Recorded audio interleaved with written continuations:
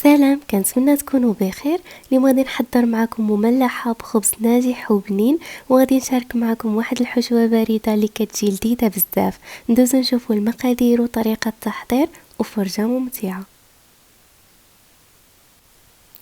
اول حاجه غادي نبداو بتحضير العجينه ديال الخبز. عندي هنا كأس ونصف من الحليب الدافئ، وضعتهم هنايا في اناء.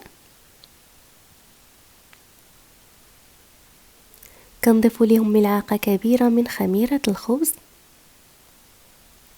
وملعقه كبيره من السكر. غادي نخلطوا المكونات ديالنا جيدا ونخليو حتى تفاعل لينا الخميره واحد شويه. صافي هنايا غير واحد دقيقه بما ما تفاعلت الخميره، وكنضيفوا الملح، وعندي هنايا ملعقه صغيره من الزعتر المطحون، وغادي نضيف ملعقه كبيره من زيت الزيتون. صافي هنايا غادي نخلط المكونات ديالي جيدا. من بعد غادي نضيفوا الدقيق. هنايا ضفت الكأس الاول، وغادي نحاولوا ندخلوه مزيان في الخليط ديالنا.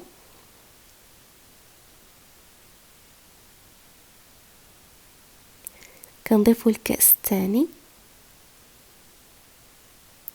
في هذه المرحله حاولوا انكم تخلطوه مزيان بهذه الطريقه هذه. صافي، وكنحيدوا الطراب اليدوي. وهنا ضفت الكأس الثالث، وغادي نكمل نجمع العجين باليد.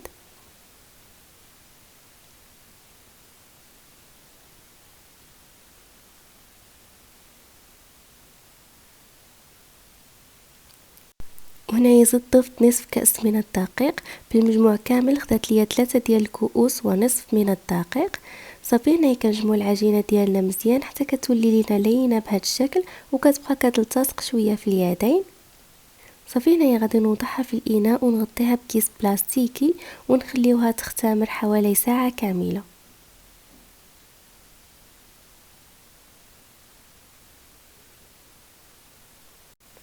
من بعد ما اختمر ليا العجين وضاعف الحجم ديالو، هنايا كنحيد ليه داك الكيس البلاستيكي.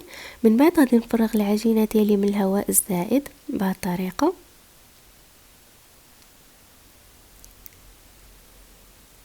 كنحاول انني نجمعها باش يتحيد ليها داك الهواء الزائد كامل. من بعد كنرش سطح العامل بالقليل من الدقيق وكذلك من فوق العجين، وكنبدا نبسطها بالمدلك بهذا الشكل هذا. وكنحاول هنايا انني نعطيها شكل مربع. من بعد كنطلقها من الجوانب بهذه الطريقه، وكنكمل نطلقها من الوسط باش كتجيني مربعه كامله ومقاده.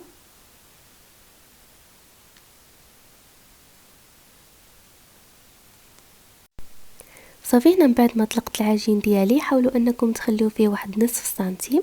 هنايا خديت القطاعه نتاع البيتزا، وكناخذ العبار بهذه الطريقه. من بعد كنقطعها بهذا الشكل هذا باش كتعطيني 3 ديال المستطيلات طوال. من بعد كنقطعها في العرض على 4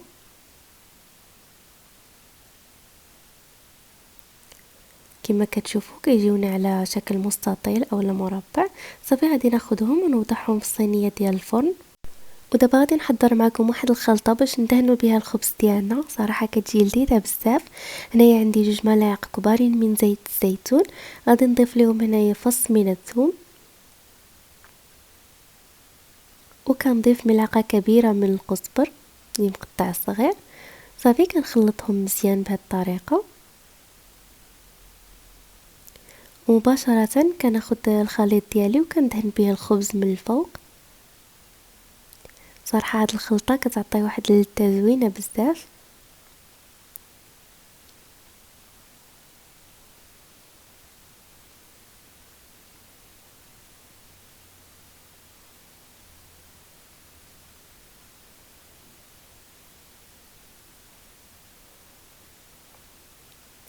من بعد ما دهنت الخبز ديالي كامل، كنحاول انني ندير فيه واحد الحفر بهذا الشكل هذا بالاصابع ديالي.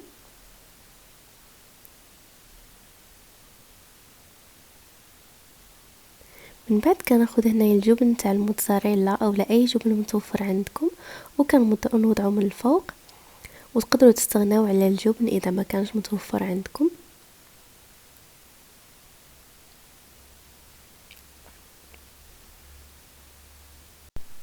هنايا غادي نزين الخبز ديالي بقطع من الطماطم وشرائح من البصل وكذلك قطع من الزيتون.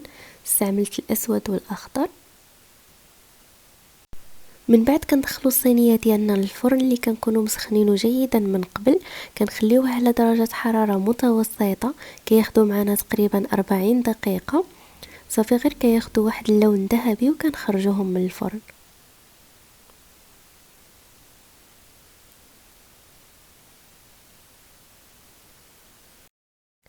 ودابا غادي ندوزو باش نحضروا الحشوه ديالنا. عندي هنايا 200 غرام من صدر الدجاج اللي قطعته قطع صغيره بهذا الشكل هذا، وضعتهم هنايا في مقلاة وضفت لهم القليل من الزيت، ضفت لهم رشه من الملح، وغادي نخليهم حتى كيتشحروا ليا مزيان. غير كيتشحر ليا الدجاج واحد شويه وكنضيف ليه التوابل. عندي هنايا ثوم بودره، فلفل اسود، سكينجبير والقزبر مطحون. صافي كنخلط الكل جيدا باش يندمجوا هذوك التوابل مع الدجاج.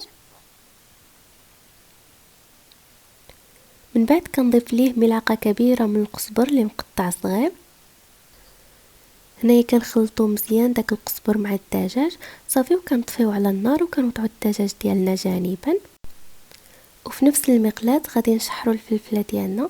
عندي هنا نصف حبه من الفلفل الاخضر وحبه من الفلفل الاحمر اللي قطعتهم مكعبات صغارين بهذا الشكل هذا. صافي هنا كنوضعوهم في المقلاة ديالنا، كنضيفوا ليهم القليل من الزيت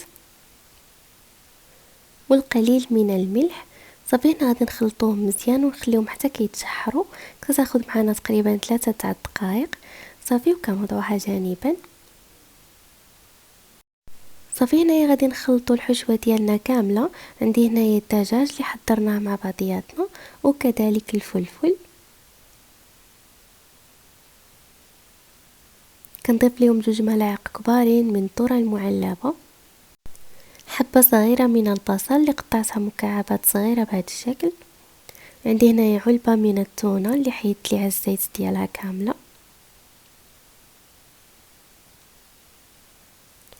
وعندي كذلك الزيتون الاخضر والاسود. هنا استعملوا اللي متوفر عندكم في الحشوه. صافي كنخلطوهم مزيان.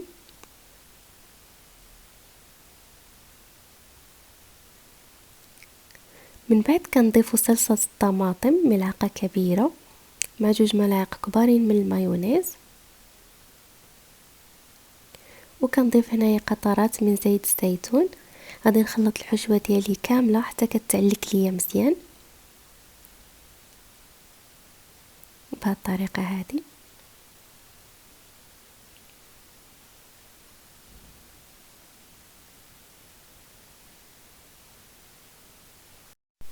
هنايا الخبز ديالي من بعد ما خرجته من الفرن كنقسموه في الوسط بهذه الطريقه كما كتشوفوا، كيجي خاوي في الوسط. صافي هنا كنوضع فيه الخس وكنعمر فيه الحشوه ديالنا. صراحه هاد الحشوه كتجي لذيذه بزاف، غير جربوها غادي تعجبكم. صافي هذا هو الشكل ديالهم. هنا الخبز الاخر كنت فاتحه في الوسط. صافي كنوضع فيه الخس وكنعمرو فيه الحشوه ديالنا.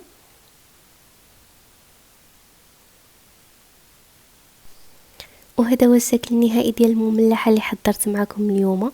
صراحه كتجي زوينه في الشكل وفي المذاق. كنتمنى انكم تجربوها، واللي كيشوف القناه ديالي لاول مره ما ينساش يشترك فيها وفعل زر الجرس باش يتوصل دائما بالجديد. بالصحه والراحه ومع السلامه.